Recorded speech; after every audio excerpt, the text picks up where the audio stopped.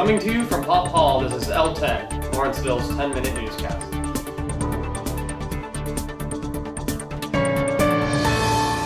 I'm Ghael, and welcome to our first episode of L10. Last week, celebrations began for 50 years of Black students here at Lawrenceville. Many alumni came to visit the campus and to attend discussion panels. Among those who came was Marcus Mabry, the editor-at-large for the New York Times, a trustee of our school, and the author of Twice as Good, Condoleezza Rice and Her Rise to Power, a biography of our former Secretary of State, and a book we should all be familiar with, our summer reading, White Bucks and Black-Eyed Peas. After school meeting, I got a chance to sit down with him and discuss what Lawrenceville is today and what is yet to come. Lawrenceville is a very special, rarefied place. You know, we on the board and certainly the faculty and the administration and your parents work very hard to make sure you are insulated at Lawrenceville. It should reflect the real world in many ways and prepare you for life in the real world. It should not be the real world. The real world is not a place that actually is always hospitable to gifted, talented, bright, wonderful, and sensitive young, people. It's not. That's not the way the world is. And so it is our job, partially, to make sure that Lawrenceville is different. It is a protected place. It is a bubble, because it's in that bubble, that special place that you can, make mistakes and you can discover who you are and you can have identity crises, whoever you are, whatever your race, wherever you come from, whatever your sexual orientation. These things are really important. This is the time for you to be able to discover and learn and grow and fail and succeed. And we have to make it special and protect you for that to be possible. So we have to give you a bubble for that, where all we do is celebrate and nurture young people. That's why we're here. And that's a really special thing. So it's a bubble, and I used to complain about it as a student. I still complain about it sometimes as a trustee, but it should be a bubble. I'm happy it's a bubble. Okay. For those alums that were here more than 50 years ago, the future of their Lawrenceville turned out to be more diverse. Where do you see, let's say, our class of Laurentians, what's our 50-year marker going to be? Fascinating question. I can't imagine, for those of you who are students now at Lawrenceville, I cannot imagine what 50 years from now, what will the Lawrenceville you have bequeathed, to the kids then, what will that Lawrenceville look like? I can't imagine it. It's going to be even more international. It's going to be, I believe, even more diverse. The biggest surprise to me is I think some of the small minority of people in the alumni body who are upset with our amount of diversity today at Lawrenceville. I say to those people, I said, wow, Lawrenceville is so diverse, shocks them. They really should come to my kids' kindergarten classes.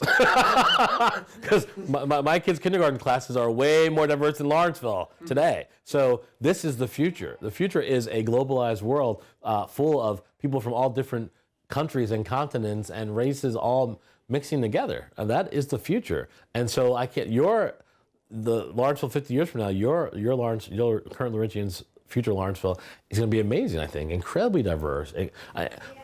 Just the people who are going to make it up, the technology that will govern and dictate and influence education. I think Lawrenceville will stay true to its core of excellent teaching.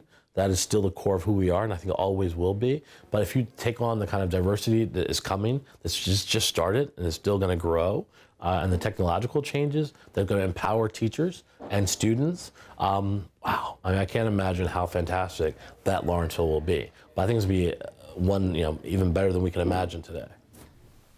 We then asked Mr. Mabry what his advice would be for our generation. I think what's really important for this generation is to be aware that with difference comes misunderstanding, and that's okay.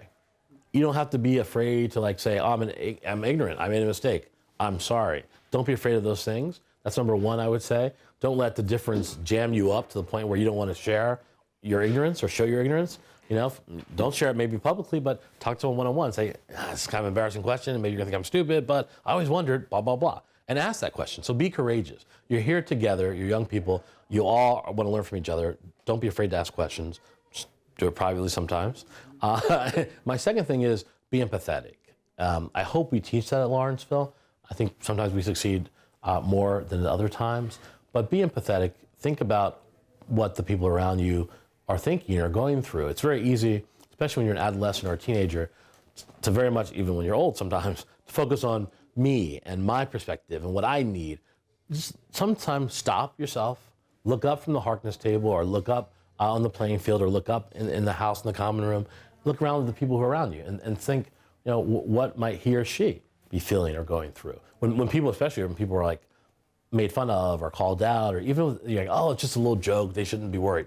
They shouldn't feel bad about it. Stop yourself, and that's happening. And it's hard to do in the situation, but stop yourself in the situation, think, if I were him or her, how would I feel? Empathy and courage, the courage to ask those questions and the empathy to be aware of what other people are feeling.